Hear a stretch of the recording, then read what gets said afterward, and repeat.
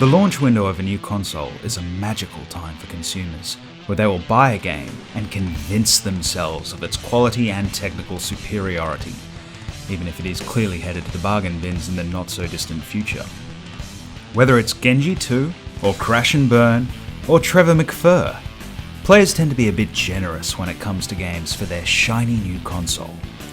Which brings us to ESPN Extreme Games, or, as it was hilariously known after the expiration of the ESPN license, 1Xtreme. The game was based on the 1995 Summer X Games and featured skateboarding, mountain biking, and rollerblading. The game had a distinct road rash flavour to it, with players attacking each other as they raced. The presentation featured some glitz courtesy of the ESPN branding and style, but the actual technology behind the game was a bit lacking. Using a combination of 2D sprites and 3D backgrounds, the graphics were underwhelming at the time. This was even more obvious when put next to other early PlayStation titles like Ridge Racer and Wipeout, which took advantage of the hardware to produce smooth graphics in full 3D. The game also felt pretty lightweight, with only a handful of things to do.